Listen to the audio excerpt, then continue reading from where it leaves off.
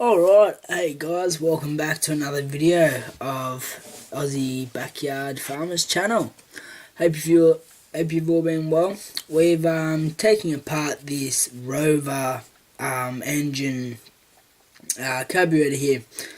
I pulled this apart a couple of hours ago just to have a quick gaze inside, and I didn't actually think about doing a video, but I do know what's wrong with it. What was happening was there was fuel coming out of the air filter box, and this is a typical common problem that can sometimes happen with older model carburetors that have been for some reason put onto newer mowers. So this Rover mower that we've been doing a gasket seal pump repair. If you check out on one of my previous videos, it'll show you what we had to do there. We'll open this up and we'll inspect closer about what's actually going on here. But what we need is a 10mm socket. As you can see here, we've got a 10mm socket, and we'll put it onto the lefty loosey righty tighty position, and we'll just undo these. So what I just undid then was the actual fuel release screw.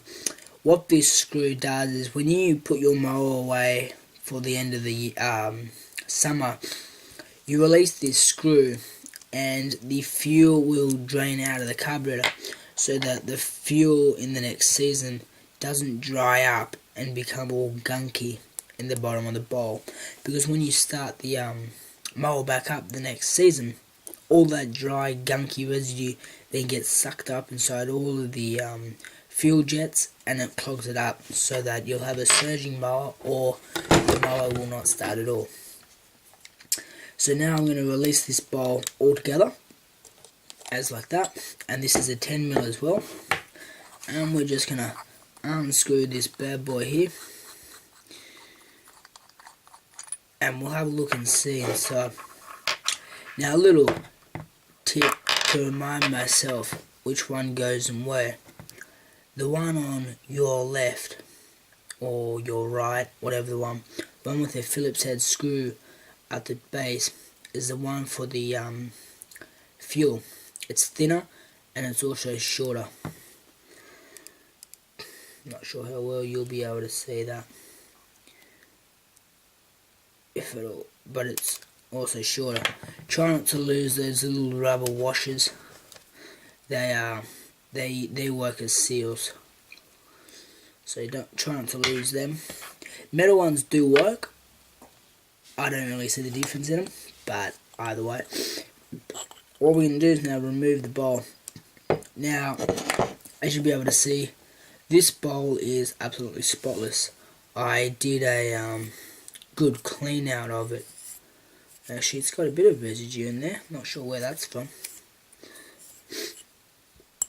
I got some carby cleaner, and I just sprayed it all on inside. So, let's say for those who have just taken off the bowl and they open it up and they see all this black, slimy or tingy yellow mucus color looking liquid sitting on the bowl in here or around here, the best way to clean that, just get a bit of carburetor cleaner, some tissues, and then just wipe it all around, and it cleans it up really nicely. See, there's still a bit of a tingy yellow inside of there, but it's really not too bad, so that's always good. Now we're going to take out the float, and I'll show you now the reason behind why this carburetor is overflowing for. Now, to remove the float is very simple. In here you've got a little pin, and sometimes this will be very hard to release, so some needle nose pliers will work really well. I've already taken this out a couple of hours ago, so it's very easy for me. But if it's very difficult for you, my best advice for you is just grab a needle nose pliers and just use your finger, as you can see here, just to push it over as much as you can, or the end of the needle nose pliers, and then get your needle nose pliers or your finger, whatever you can use at the time, and then just pull it away. And as you can see now, that's now disconnected, and now this fuel float, bowl float, can now just lift straight off like that. And as you'll be able to see, inside there is spotless.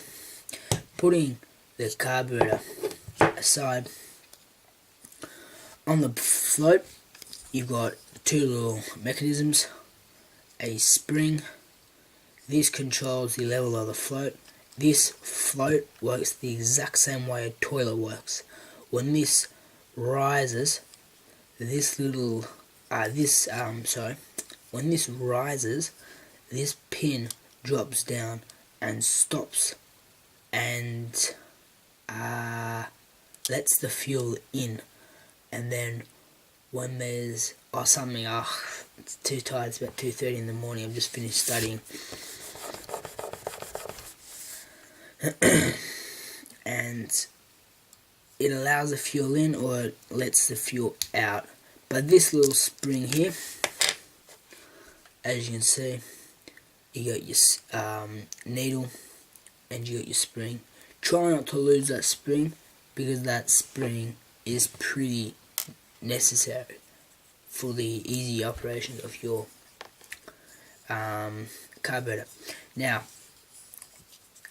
the reason behind why this carburetor was leaking for, which I'm sure you'll be able to see right here, the actual connection is snapped. So that's a fine example of why this is now leaking for. So we're going to get a replacement of this. We're also going to get a replacement seal. It's always good to get a replacement seal whenever you take these apart. It's just a good habit to get into now, because A, you can charge the customers, and B, you can also be in this peace of mind knowing that you've done the job and you've done it properly and you've done it to the best of your abilities. Now, what's next is we can take out this butterfly in here. I'm hoping you're going to be able to see this in here. There's a butterfly in this actual mower carburetor. Now, I'm not going to remove this butterfly that's in here, and the reason why I'm not is because this spring here, if you're able to see that well enough, was an absolute bitch to get back on. I'm really struggling to see what I'm doing here. I don't know how well this will work, but this spring here was an absolute bitch to put back on, and I don't even think I've put this spring on correctly anyway.